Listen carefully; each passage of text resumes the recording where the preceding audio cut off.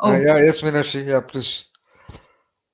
Nitya, congratulations again for a That's beautiful, of course. Thank exquisitely you. crafted poem.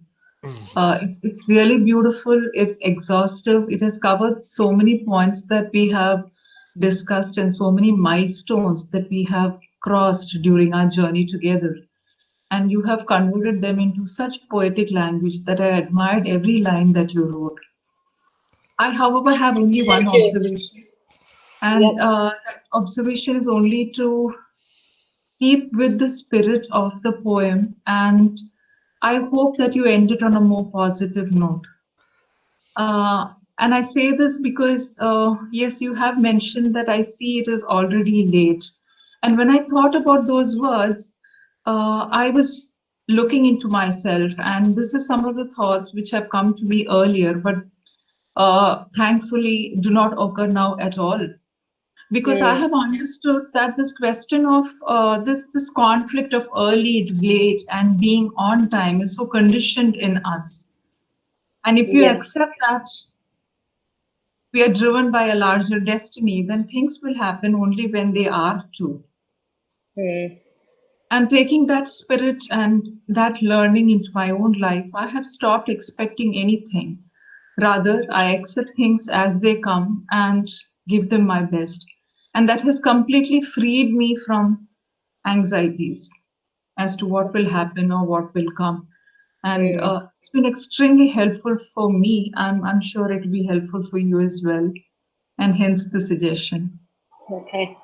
Thank you, Uh, Meenakshi. Thanks for sharing. And Thank um, you. I have three questions from your notes.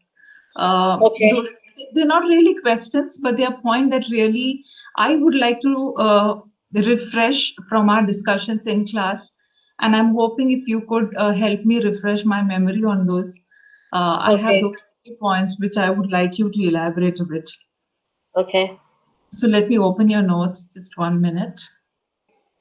Yes. So the first one, you have said that you have a reminder, you set a reminder for yourself. And you write, only if I am interested to be extraordinary. Hmm. So later on, you go and write, ask yourself this question: what does it mean to be extraordinary? And I'm sure we had this discussion, lengthy discussion in our sessions, but I'm sure it will be helpful for all of us to gain your perspective too on what does it mean to be extraordinary. Is it unusual? Is it non-ordinary? Is it unique? Or Uh, what does extraordinary mean to you? I think I have made a small note underneath also, Meenakshi, about these are the things that I noted. Having a suitable purpose, doing things as per requirement, firm, correct, complete, elegant, and Taoic actions. Those are the attributes that I had written down there. Um, Mhm. I Okay. don't have, yeah, I don't know, like, if anybody has written anything more. No, it was not. It Yeah, was not so much on yeah, the writing, but it was yeah, on yeah, your yeah, yeah. perspective. What do you think is extraordinary? That's all. Because we have several connotations of extraordinary, or imagery and ideas about extraordinary in our mind. Uh, you know, but when you realize as you live your life that being non-ordinary is the same thing. Um, in my life, I think not keeping many boundaries. That was, I mean, I can talk about things that I have tried. So, Yeah, sure, for, sure. yeah, for instance, shaving my head, that was a kind of a different, like, giving into another orbit of my existence and how people perceive me or how I perceive myself. That's all. And even whether it is in my parenting or relations with others, how I can be in that moment. Those are the things I remember, like, from my experience. And of course, having a will to do the things that you want to do. I would, I think absolutely right. I would go by your interpretation of what you think is extraordinary, because that's what I wanted to hear. Okay. Yeah. The second point, which you very beautifully mentioned, is about 1 minute. Yes. It's a very philosophical concept again, where you talk about being centered on nothingness. And I found that really unique, but because when we say centered, when we think about being centered, it is on something specific. So you center on a task, you center on an idea, you center on a perspective or theory. How do you center on nothingness? I That found is, a beautiful sentence, so I would like your view on that. I think Sir also had explained that in the wheel, in the middle of the wheel, there is a vacuum, there is a nothingness, and through that thing only it can be connected to a vehicle, or it can be connected to an engine or whatever. So, from a universal perspective, it is through that nothingness that it can operate. It can give us the free will. It can give us that freedom to um, Mm. be whatever else or whatever we want to be, actually. So that nothingness is within the core of our existence. So that's what I meant. The centered in nothingness means it's also like a Zen mind, where we don't have a mind to carry around, which can be shifting, but Okay. So, yeah, fine. Then the yeah. third point, yeah, that's fine. The third point is the power of originality. Zen is about controllable clarity and about originality.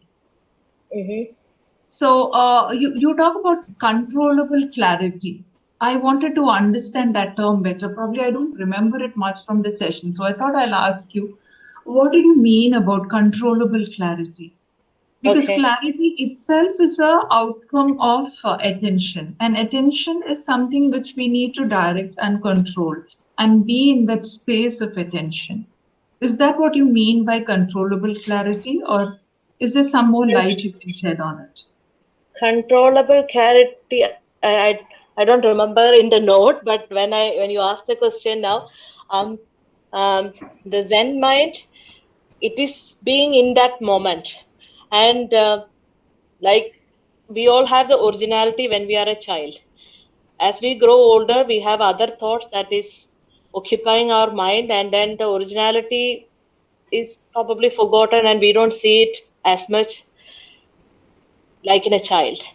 So with the Zen mind, the controllable clarity on the originality means it can be by choice. You can attain that momentary originality or momentary nothingness, or what he says, not carrying the mind part. So like a child's mind, you can go back to that child's mind without any effort. So you don't carry any mind. So it is easy for you to be a childlike mind at will. Like it is not something. So that's what I perceive from that controllable clarity there, because it may be happening automatically for some people because of the meditation or whatever, but then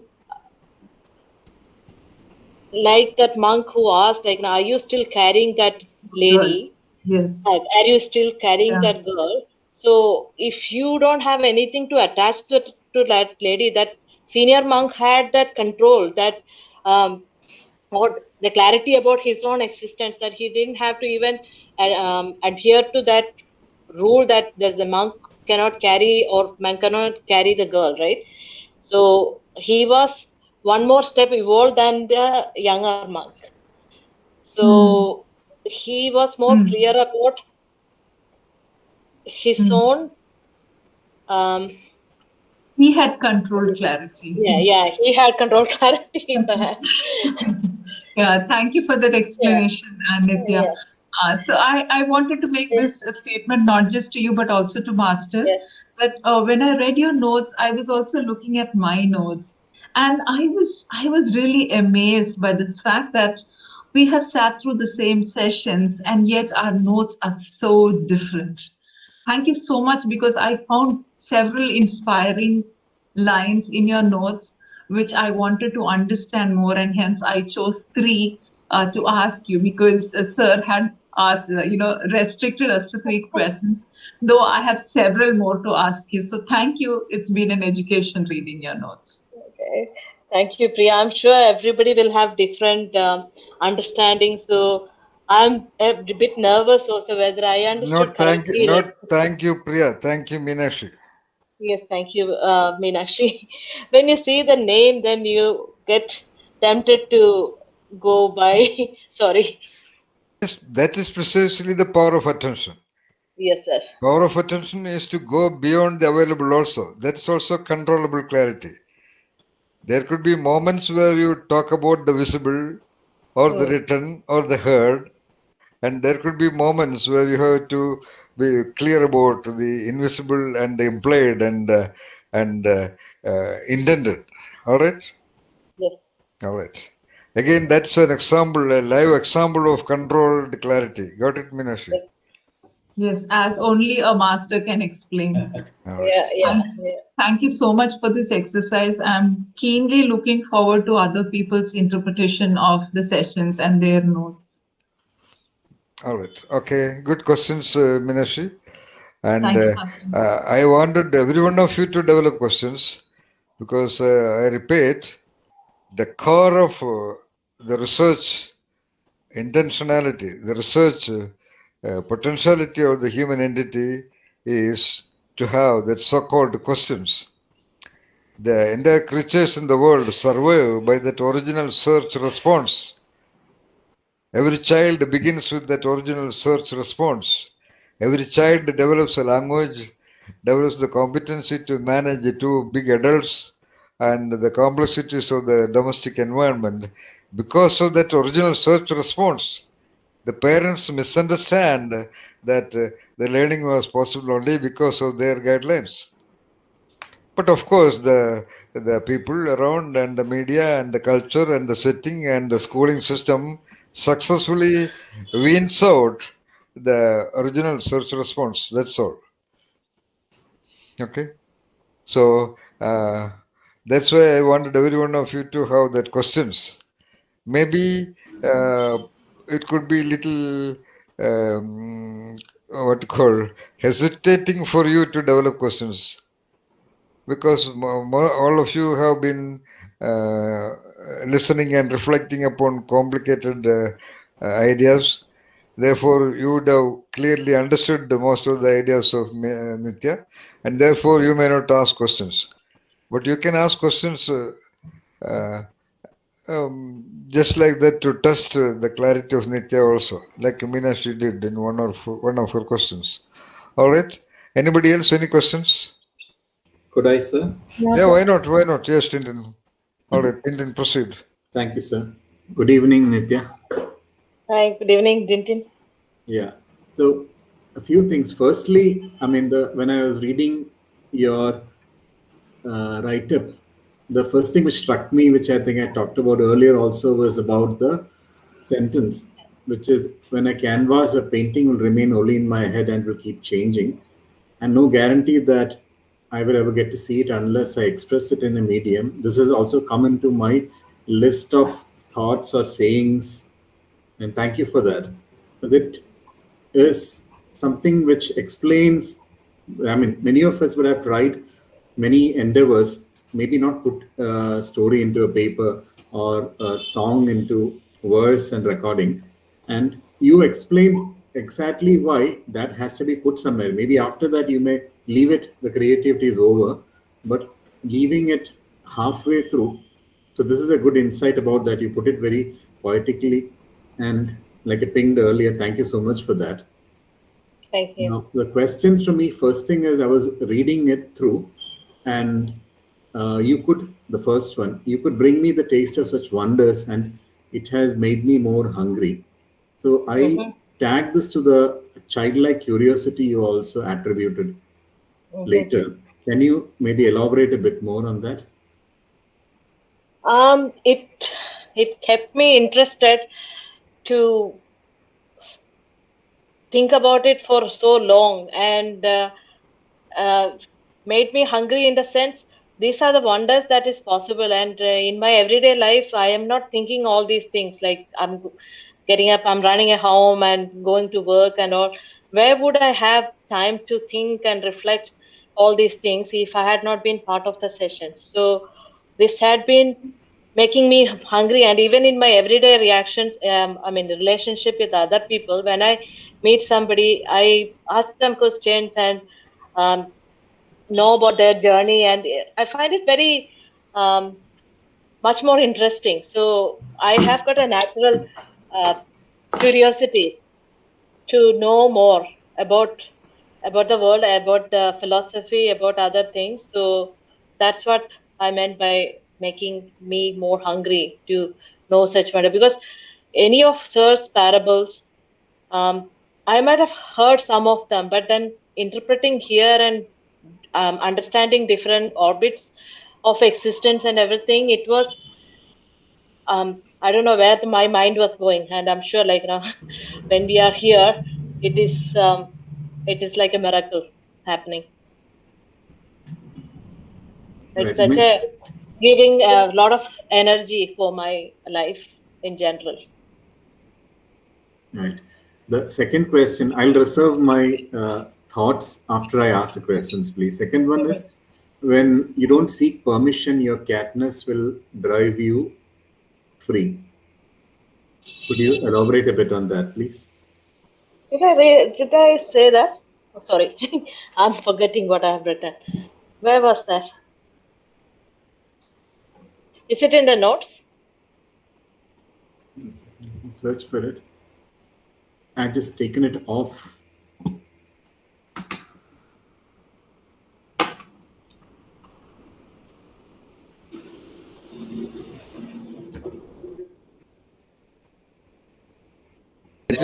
Truth sets you free. After that, it comes in the fourth line. Okay, 1 second. Let me. That is in bold. Truth sets you free is in bold, and after that you got this is in the fourth line. When you don't seek permission, your catness will drive you free. Thank you, Shantaji. Yeah, It's on the end part of page 4. I am reading it on the side on the another screen. That's where I'm located. Okay. This is a page. Which page is it? Sorry. Fourth page. Page Fourth 4. page? Page 4, last Okay. part. This is page 3, page 4, yeah. Page 4. Truth sets you free? Truth sets you free. After that, fourth line after that. Okay. Randomness, variations. I can't actually see. It is there. Fourth line. When you don't seek permission, when When you don't seek permission, your catness will drive you free. Yeah, probably you edited the cat out. Yeah, I was actually comprehending my own notes. But It should have. I'm just thinking what I. you are not finding it in the fourth line after truth sets you free. Okay. I saw the truth. Fourth, when you don't seek permission, your catness will drive you free. Okay. Never allow the majority govern your mind. Yeah, okay. Discussions about the randomness and structure, normal distribution, variations in different task performance. So never allow the majority govern your mind. When you don't seek permission, your catness will drive you free. I have to apologize. I'm sure I'm thinking something at that time. I cannot reflect. I cannot call it back, Tintin. I will come back to you later. Sorry. No problem. Wait. Yes, Right sir. now, that sentence is available to you. Yes, sir. Why don't you interpret that? Okay. Think about it as somebody else's statement. Yeah, when you don't seek. Every word of it is clear to you. Hmm. The ideas implied are likely to be clear to you. Why don't you interpret? I'm just thinking what I was referring at that particular No, moment. not necessarily. Not necessarily. Okay. Right now, Okay. that sentence is available before you. Interpret that. In whichever way you can. You don't have to necessarily align with your thoughts when you wrote it. Yes. Can anybody else? Parvati, why don't you try? Nitya, can you tell that sentence once again? When you don't seek permission, your catness will drive you free.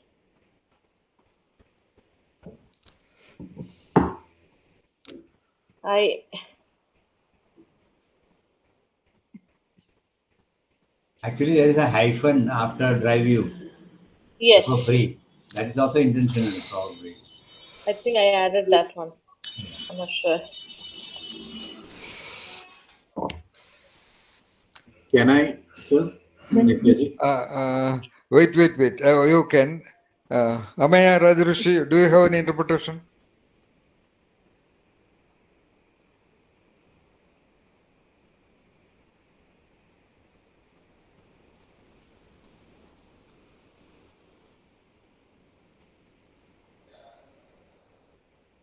Yeah, I have an interpretation. Yeah. That is, when you don't seek permission, your catness will drive you free. Because seeking permission, I think, I feel it is a human nature, something a human being does. So the catness is something the creature would do. So you just have to follow what you feel within. So permissions I don't think it will block your way, because you will only do what is right, because the creature knows what is right. The cat knows what it has to do in order to reach a particular destination. So as a cat knows, or any other creature in the world other than a human being knows exactly what to do. So but only human beings have that thing of asking a permission. So if you follow that catness within you, within the creature or within the being, I don't think you need permissions to do anything, because you won't do anything. You just do what you feel is right. Well, that is my interpretation. Is any interpretation? Pardon? Do you have an interpretation? Anybody else? Yeah, I thought that my interpretation is this. I see asking permission as succumbing to rules, regulations, and socializations that you have been conditioned into. And discovering the catness is going back to your original self and your intuitive self. So, like a cat, I have to jump out of this fence of conditioning and be guided by my intuition. All right. What I think is the catness means the real self of you. So only when you take away that attention from yourself, that catness can really drive you 100%. And when you are driven by your own catness, then you're free. Okay. And the cats don't ask permission anyway. What is the referent of permission? Permission is to be given by somebody. 1, 2. The referent of permission is not being sure in your decision and checking with others. 3. Permission you can get or you cannot get. So there is a block somewhere. Who said that? Bhavati. Oh, all right. Okay. All right. Okay. Yeah. All right. Okay. Now, once again. Permission is something you can get or you may not get also. So All there right. is a concept of Okay. doubt. All right. Okay. Good. 4. Permission indicates lack of confidence in self. 5. It's about taking responsibility for your decisions. Okay. Okay. All right. 6. It is a request to not conform to something. Okay. 7. It refers to some restrictions present there. All right. Once again, what? It refers to some kind of restrictions present in the situation. All right. Okay. Next one. Permission from whom? Doubt. All right. Okay. Permission from whom? Okay. All right. Yeah. That's also very critically important. Permission from whom? All right. Okay. Then anything else? Indicates some kind of a hierarchy or pecking order. All right. Okay. It's a doubt. Yeah. Okay. All right. Doubt. Yes. Now, what Tintin wanted to say something?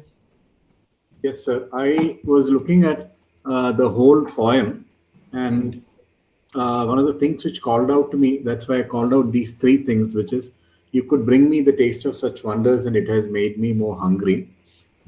Then without a canvas, a painting will remain only in my head and will keep changing. No guarantee that I would get to see it fully unless express it in a medium. Third, when you don't seek permission, your catness will drive you free. Combined this with the 4 of the parables. On the 4 parables, Nityaji had said it was attention that she had called out as a salient thing. I think in her creating this poem, beautiful poem, there were, what it called out to me, one was the fact that there is a degree of search which is driving, and that degree of search is also something which is freewheeling, or it is being abandoned to trust and the path which sir had talked about here. And there is also a conviction to follow it through till the end, which is where that beautiful statement came, which I had called out. Without a canvas, a painting will remain only in my head and will keep changing. And no guarantee that I would get to see it fully unless I express it in a medium. So these were the intents which called out to me from the whole write-up or the presentation. All right. Anyway, that third point which Tintin asked, that is very significant. I had already mentioned, we are talking about the orbit of the originality of the human entity. I mentioned many times that a creative individual, for example, after creating a poem, he or she does not go around asking other people, is it okay? Is it okay? He is, remember, one of the core attributes of genius mind setting, self-verification. He or she knows, yeah, this is the right.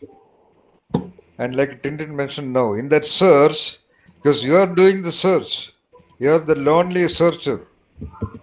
So unless you are convinced from your own internal permission, how will you proceed?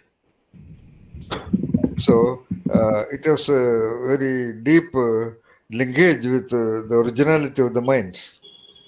Of course, no doubt, we are not referring to the normal, formal permissions we require in our social, economic life. That, of course, that is not the matter. We are talking about the permission versus the freedom.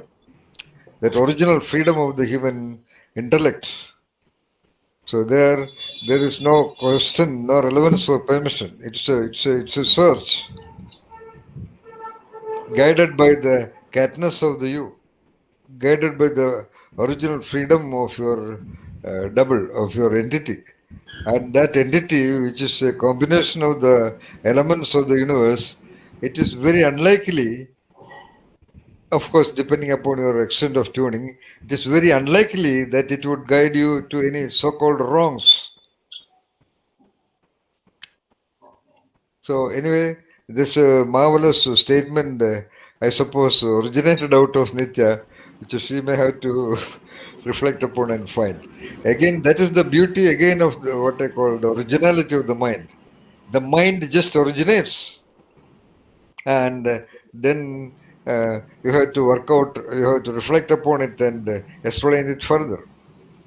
All the great knowledges, all the great wisdom in this universe, which are present in countless volumes of books and other treatises, they are all originated in the minds or in the sensitive part of the intellect engines of some one human being or some human beings. That's what everybody else is learning and understanding and enjoying and interpreting, no doubt about that.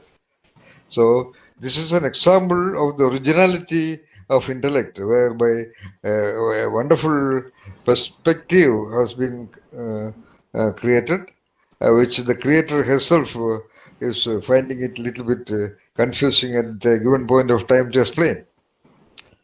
So that is the difference between originality and creativity. Originality refers precisely to this origination of a wonderful perspective, and it now depends upon your creative analytic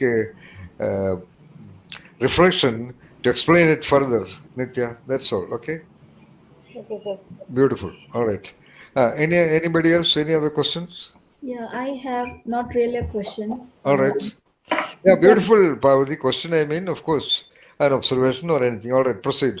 Just curious, Nitya, first of all, very beautifully written, articulated, and you narrated it also very well. I was really enjoying it. Thank you. Now, just one curiosity. You particularly talked about when people are sleeping, you are completely awake at this moment. So, in this 1 year journey, Mhm. do you have any awakening moments? When you were doing your assignments or when you were having discussions on this platform, or particularly thinking or reflecting on any of these aspects, anything significant or awakening that happened to you in this 1 year?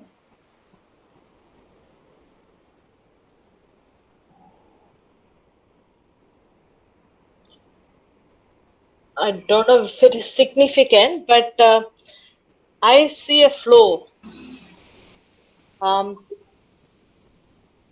mean, I talked about the focus of attention, and this is something I get feedback from some of my colleagues as well.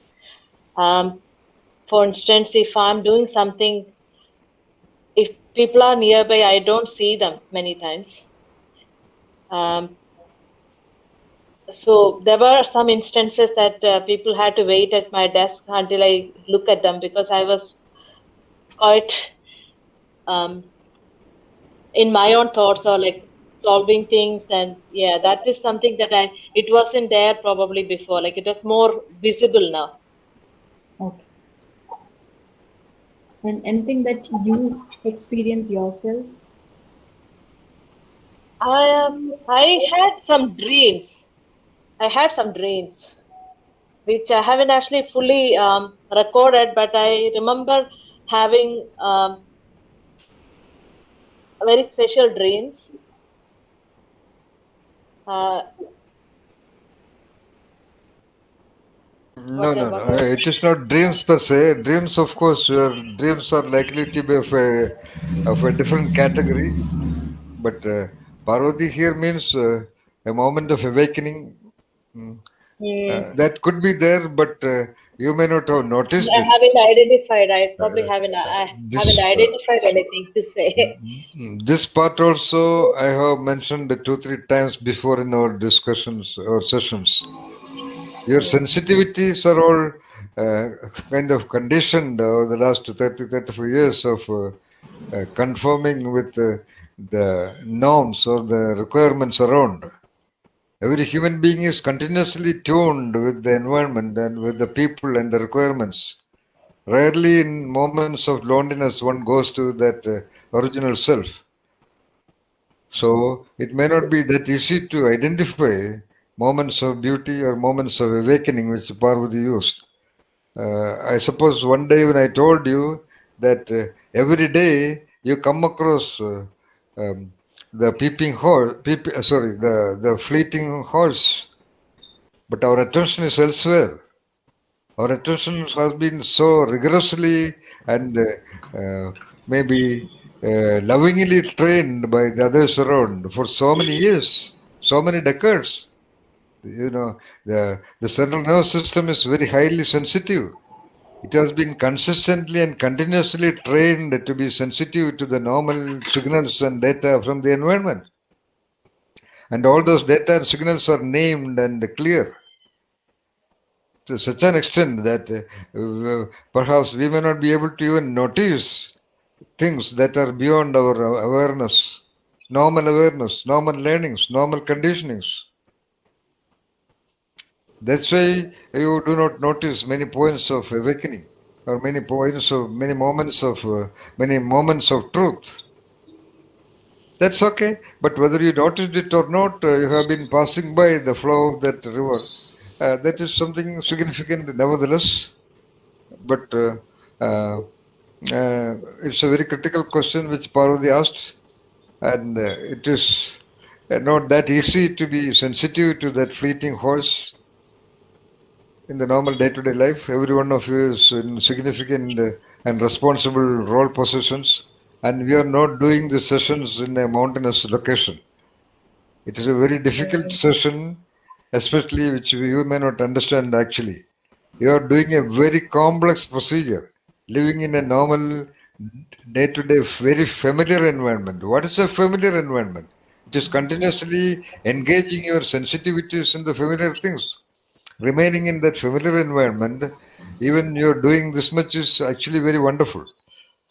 If we were doing this program for about, let us say, just imagine, if we were all in a silent mountainous forest location, and if we were meditating or reflecting upon this level of details of existence, where would you be? So, so even this is really wonderful. So it is only a fact that you pass through many moments of wonderful things around. No doubt, the reality of existence, reality of the world is not what we often observe. Much beyond. So we don't have time to notice it. Other times we are all occupied with normal sensitivities to normal signals and normal data and normal concerns. That's why. But sir, can you give an example of an experience like that? How it will look like, or some indication of that clue? Vina, that experience is not perceived because attention is elsewhere. There's a beautiful painting of your daughter hung on the wall behind. But unless you look at it, you will not see that. It is just behind you. But unless you just look at it, you cannot sense it. So it is about sensing. That sensing is possible. We discussed about tea ceremony. Just a tea ceremony, just cooking a cup of tea as an opportunity, as an act of meditation, which was really practiced in the ancient Zen monasteries. Why did they do that? Because that operating principle, that universal principle, that vital principle that enables that flesh, blood, bone, central nervous systems entity to do that, there's a great mystery, there's a great wonder. That wonder, unless your attention, like Nitya pointed out, unless your attention is continuously really free to be beyond the ongoing activities of your lifting the kettle, filling water inside that, and putting it on the stove, and the flame, and the water boiling, and at one point of time you just, what reminds you to put a cup of what you call spoon of tea leaves into that?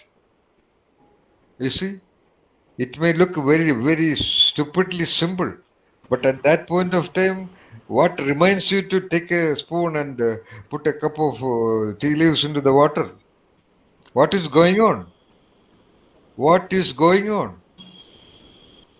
Making a cup of tea was a great invention. Because it is observable, because it is practiced, we just do it.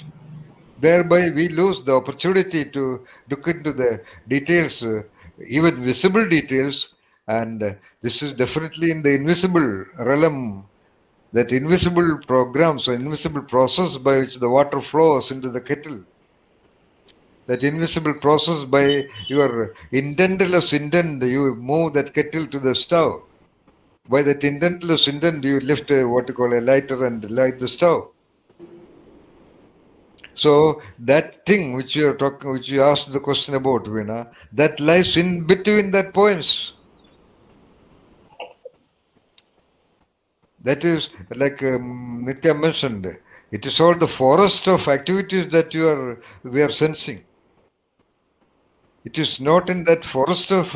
It is not the visible things in the forest. It is not the audible sounds of the birds. It is that deeply hidden sound of the opening of the flower. That means what opens the flower? Just tomorrow morning you go to the garden and look at the flower on a small creeper. Where was that flower hiding till then?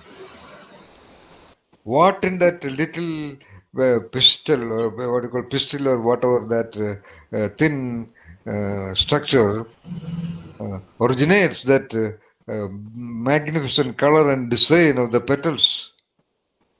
The wonder is there. When you are able to see that wonder in the movementless state of that flower plugged in your hand, there will come that, like Parvati said, that moment of awakening also will originate in you. It can also originate in you only. You cannot consciously invoke that moment of awakening. It happens when your attention is freewheeling and it is ready to be sensitive to the things, the processes behind the design and setting of what you do. Do not get much concerned about that. Now that concern is by the logic. Just comprehend what is told. That's all. We can only talk about that as of now. It may happen. Now you are sensitized about the possibilities of that, Veena. That's all. Whatever is going on in our sessions is nothing but sensitization. Now you are aware. When something like this happens, obviously, little more obviously, you may notice it. Or at some one fine moment, it may coincide with you. That's all. Now you are aware that there are much details behind the design and the setting and the process of everything that is going on. That's all. Like the design setting process of the cooking of a cup of tea, you too is nothing but a design and setting and a process happening in that flesh, blood, bone, corn, whatever that thing sitting there right now.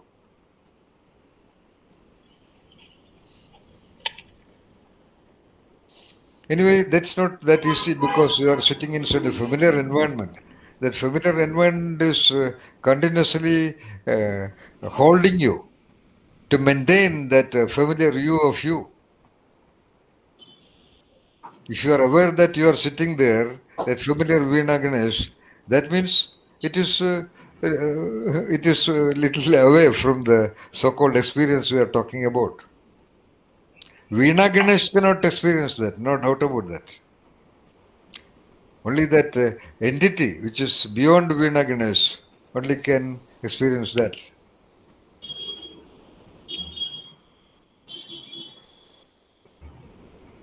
And do not bother about that. These are all beautiful intents or beautiful purposes of our existence. That's all. If it happens, okay, beautiful. If it doesn't happen, again it is beautiful. That's all. At least we are able to reflect upon these levels or these orbits of this marvelous universe, marvelous planet Earth, where we are in. This marvelous human engineering, where we are in. That's all. But be aware of that. That's all. Thank you, sir. All right. Any other question?